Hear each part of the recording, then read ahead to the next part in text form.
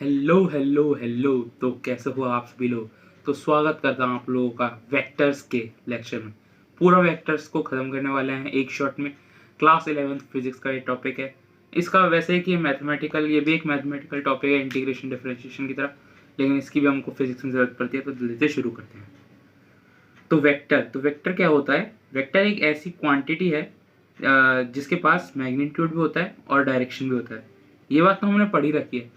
हमने क्लास 9 में स्केलर और वेक्टर का डिफरेंस पढ़ा हुआ है, जिसमें हमको पता है कि वेक्टर क्वांटिटी एक ऐसी क्वांटिटी होती है जिसके पास डायरेक्शन और मैग्नीट्यूड होता है। इसके एग्जाम्पल पता है, वेलोसिटी, डिस्प्लेसमेंट। ठीक है, अब एक नई चीज़ आती है 11th क्लास में, वो है कि रिप्रेजेंटेशन। हम इसको कैसे रिप्रेजेंट करते हैं। तो हम इसको ऐसे रिप्रेजेंट करते हैं, इसके ऊपर एक एरो लगा के, जैसे कि ए vector, B vector, C vector. हम इन तीनों को ए vector, B vector, C vector इसलिए कह रहे हैं क्योंकि इनके ऊपर वेक्टर का साइन लगा हुआ है। तो वेक्टर होता क्या है। वेक्टर होता है एक यूनिट वेक्टर और एक मैग्नीट्यूड का मल्टीप्लिकेशन प्रोडक्ट, यानी कि जैसे कि ये एक वेक्टर है तो ये इन दोनों का प्रोडक्ट है। तो यहाँ से हमको एक नई चीज़ के बारे में पता चलता है, यूनिट वेक्टर। तो यूनिट वेक्टर एक ऐसी वेक्टर होता है जिसके पास ओनली डायरेक्शन होता है, उसके पास मैग्नीट्यूड नहीं होता। तो जो यूनिट वेक्टर का फॉर्मूला हो जाता है वो हो जाता है ए और ए कैप, यानी कि A unit vector is equal to A vector upon magnitude of A vector. इसके बाद हम चलते हैं लॉ ऑफ वेक्टर एडिशन पे। तो लॉ ऑफ हमको वेक्टर का एडिशन के भी लॉज अब पढ़ने होंगे। तो वेक्टर एडिशन का एक इंपॉर्टेंट लॉ है, वो है ट्राइंगल लॉ। तो इसमें क्या होता है, हमको एक एक ऐसे वेक्टर बनाना पड़ता है और उसके साथ एक दूसरा वेक्टर उसके ऊपर बनाना पड़ता है। तो जहाँ पे ये एरो लग रहा है इसको हेड बोलते हैं, दूसरी जगह को टेल बोलते हैं। तो फर्स्ट वेक्टर के हेड से दूसरे वेक्टर की टेल जोड़नी पड़ती है और फिर हमारे पास यहाँ पे एक रिजल्टेंट वेक्टर आता है जो कि इन दोनों का सम होता है। इससे हमको एक फॉर्मूला मिलता है जो कि होता है कि इन दोनों के मैग्नीट्यूड का जो सम होता है वो उसका फॉर्मूला ये होता है, A plus B vector is equal to A square plus B square plus 2ab cos theta. Theta जो है वो ये वाले एंगल की बात हो रही है, यहाँ पे ये वाला जो एंगल है यहाँ पे इसकी थीटा की बात हो रही है, ना कि ये वाले इसके बीच वाले एंगल की। जो थीटा है वो ये वाला एंगल है, यानी कि ये वाला। ठीक है, तो ये वेक्टर ये ट्राइंगल लॉ ऑफ एडिशन हो जाता है। इसके बाद हम अगले लॉ पे चलते हैं जो कि है पैरेललोग्राम लॉ। अब इसको याद करने का एक तरीका हो जाता है जो कि है टेल से टेल। इसमें हम ऐसे करते हैं कि पहले हम इसमें दो वेक्टर लेते हैं, दोनों की टेल से टेल को ज्वाइन कर देते हैं। दो वेक्टर लिए, दोनों के टेल से टेल को ज्वाइन कर दिया। वेक्टर्स को एक रूल होता है कि उनको पैरेलल में हम शिफ्ट कर सकते हैं, यानी कि ऐसे वेक्टर है तो उसको इधर इधर इधर पैरेलल में हम शिफ्ट कर सकते हैं। तो पहले हमने इनकी टेल से टेल को ज्वाइन कर दिया और उसके बाद हमको यहाँ पे एक्सटेंड करके एक पैरेललोग्राम बनाना पड़ता है और फिर यहाँ से ले जाते हैं और फिर ये रिजल्टेंट बन जाता है हमारा। उसके बाद हमको यहाँ पे भी सेम बन जाता है, या हम दोनों तरीके से डिराइव कर सकते हैं फॉर्मूला जो कि जाता है resultant vector is equal to A square plus B square plus 2ab cos theta whole का अंडर रूट। ठीक है, अब सब्सट्रैक्शन की बात करें तो सब्सट्रैक्शन जो कि वो एडिशन का मतलब एक तरीके से उल्टा है। वहाँ पे आपको एक वेक्टर को ए वेक्टर लेना है और सब्सट्रैक्शन कर देना है, बी वेक्टर जो है उसको आपको माइनस बी कर देना है, तो उसी से सब्सट्रैक्शन हो जाता है। तो इसमें जो है सब्सट्रैक्शन और डिवीजन नहीं होता, एक तरीके से देखा जाए तो वेक्टर में वो वेक्टर की वैल्यूज ही नेगेटिव हो जाती हैं। अब हम बात कर लेते हैं वेक्टर्स इन 3 डायमेंशन। अब वेक्टर हमने देखा है कि 2 डायमेंशन में होता है, लेकिन कभी हमने देखा है वेक्टर 3 डायमेंशन में होते हैं, मतलब एक ही वाला डायमेंशन, एक ही वाला और एक ही वाला, यानी कि एक्स वाई जेड डायरेक्शन। यहाँ पे दे रखा है एक्स डायरेक्शन, जेड डायरेक्शन और वाई डायरेक्शन। जैसे कि ये एक आर वेक्टर है, ये हमने ले रखा है, ये थोड़ा सा एक्स में भी आ रखा है, थोड़ा सा वाई में भी जा रखा है, थोड़ा सा जेड में भी जा रखा है। तो इसको थोड़ा सा 3D में विजुअलाइज करने की जरूरत है, उससे हो जाएगा। तो यहाँ पे जो हमारा आर वेक्टर का आ जाता है वो आ जाता है x square plus y square plus z square का अंडर रूट, यानी कि इनके मैग्नीट्यूड, ये इसका मैग्नीट्यूड का फॉर्मूला हो जाता है। ये जो आर वेक्टर है इसके रिजल्टेंट का, यहाँ पे बड़ा आर ले रखा है लेकिन ये इसी की आर की बात हो रही है, ये इसके रिजल्टेंट का मैग्नीट्यूड जाता है। और साथ में हम एक और तरीके से इसको लिख सकते हैं, यानी कि r is equal to x i cap plus y j cap plus z k cap. यहाँ पे एक्स वाई और जेड इनकी वैल्यूज होगी जो यहाँ पे वेक्टर है, और आई कैप हम यूज करते हैं एक्स एक्सिस के लिए, जेड जे कैप हम यूज करते हैं वाई एक्सिस के लिए, और के कैप हम यूज करते हैं जेड एक्सिस के लिए। ठीक है, अब आगे बढ़ते हैं। तो अगला टॉपिक जो हमारा आता है वो आ जाता है कंपोनेंट्स ऑफ वेक्टर। तो कंपोनेंट ऑफ वेक्टर क्या है। मान लो एक वेक्टर ऐसे जा रहा है, हमको उसकी डायरेक्शन पता करनी है, तो हमको पता करना चलेगा कि उसके एक्स में कितना जा रहा है और वो वाई में कितना जा रहा है। जैसे एक फोर्स लग रहा है, वो इस डायरेक्शन में लग रहा है, अब वो एक्स डायरेक्शन में कितना फोर्स लग रहा है और वाई डायरेक्शन में कितना फोर्स लग रहा है, ये सब हमको जानना जरूरी हो जाता है। तो यहाँ पे जैसे कि मान लो ये एक वेक्टर है ए वेक्टर, ठीक है। तो अब इसकी एक्स डायरेक्शन वाली जो जगह है उसके हमको फॉर्मूला मिलता है ए कॉस थीटा, यानी कि जो कंपोनेंट ऑफ वेक्टर जो एक्स डायरेक्शन में उसका हो जाता है ए कॉस थीटा, और जो वाई डायरेक्शन में उसका हो जाता है ए साइन थीटा। तो इसका मतलब ये नहीं कि नीचे वाला हमेशा थीटा होगा, या फिर ऊपर वाला हमेशा नीचे वाला हमेशा कॉस थीटा होगा और ऊपर वाला हमेशा साइन थीटा होगा। इसमें हमको इस तरीके से याद करना है, जिस तरफ का थीटा पता होता है वहाँ कॉस लेते हैं, यानी कि हमको यहाँ का थीटा पता है तो हमने यहाँ पे कॉस लिया है और दूसरी जगह हमने साइन लिया है, इस तरीके से। ठीक है, सिंपल सा है। अब आगे बढ़ते हैं।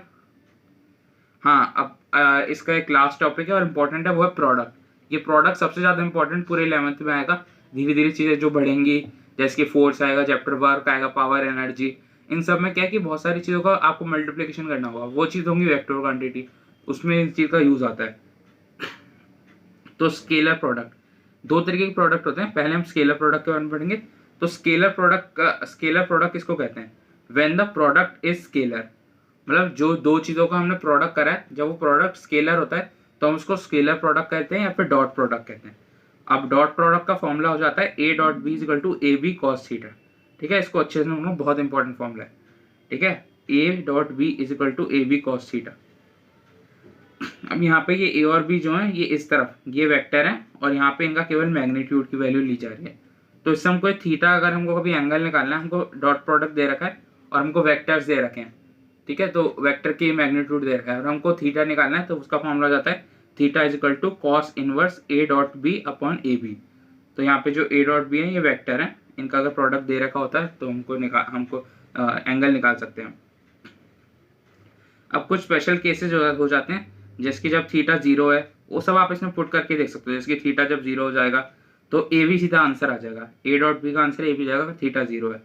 थीटा जब 180 डिग्री है तो माइनस ए आंसर जाएगा, क्योंकि कॉस थीटा की वैल्यू -1 हो जाती है, वो कॉस थीटा की वैल्यू चेंज हो जाएगी तो माइनस ए आंसर आ जाएगा।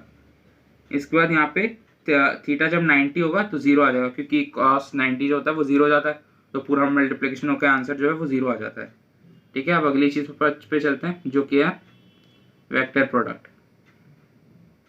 अब वेक्टर प्रोडक्ट या को हम कहते हैं क्रॉस प्रोडक्ट। तो ये कब हम ये वाले प्रोडक्ट की कब यूज करते हैं? When the product is vector, यानी कि जब दो क्वांटिटी को हमने मल्टीप्लाई किया और उनका जो प्रोडक्ट आया वो वेक्टर आया, तो हम वेक्टर प्रोडक्ट का फॉर्मूला यूज करते हैं, यानी कि A cross B is equal to A B sine theta. मतलब देख रहे हो यहाँ पे A dot B is equal to A B cos theta और इसमें ए बी साइन थीटा। ये ध्यान रखना, बहुत बार कंफ्यूजन हो जाती है, पूरा सवाल गलत हो जाता है। तो थीटा की, इसमें भी थीटा की हम वैल्यू निकाल सकते हैं अगर हमको दे रखा है theta is equal to a cross b upon a b. इसमें ऐसे कुछ खास स्पेशल केसेस नहीं है, लेकिन direction of the resultant is predicted by right hand thumb rule. इसमें हमको जो डायरेक्शन होती है वेक्टर में क्रॉस प्रोडक्ट की, वो हमको राइट हैंड थंब रूल से निकालनी पड़ती है। राइट हैंड थंब रूल यार ना 10th में पढ़ा था मैग्नेटिज्म वाले चैप्टर में। नहीं आता तो एक वीडियो देख लेना, छोटी सी मिल जाएगी यूट्यूब पे, right hand thumb rule for vectors, पता चल जाएगा। उसके बाद एक और यहाँ पे चीज़ आती है, वो है कि ये एक इम्पॉर्टेंट चीज़ है, वो है ए क्रॉस बी का निकालने का तरीका। इसको हम एक और तरीके से निकाल सकते हैं, वो है डिटर्मिनेंट ऑफ दिस। डिटर्मिनेंट में हमको क्या क्या वैल्यूज डालनी पड़ती है? पहले आई, जे, के, फिर ए का एक्स, ए का वाई, ए का जेड, बी का एक्स, बी का वाई और बी का जेड। ये a x, a y, a z जो है वो 3 क्वांटिटी है, और b x, b y, b z जो है वो इसकी बी वेक्टर की क्वांटिटी है, और ए x, a y, a z जो है वो ए की क्वांटिटी है।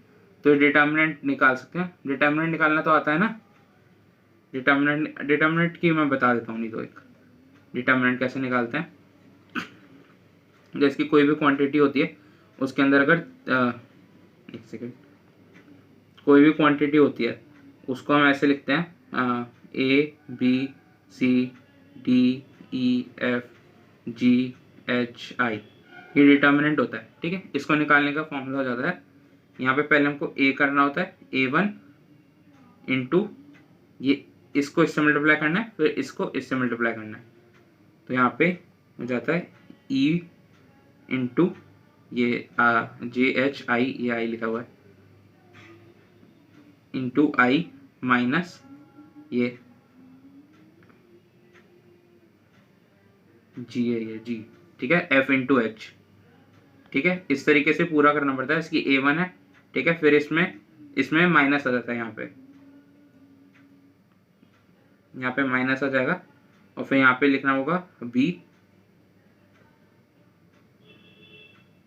मल्टीप्लाई बाय ये माइनस एफ इंटू एच है। इसी तरीके से जब बी करेंगे तो हमको क्या करना है, बी की ये वाली लाइन हटा करके जो भी दो बच रहे हैं उनको मल्टीप्लाई कर देना है। बाकी एक बार नेट पे डिटर्मिनेंट का फॉर्मूला देख लेना, मिल जाएगा।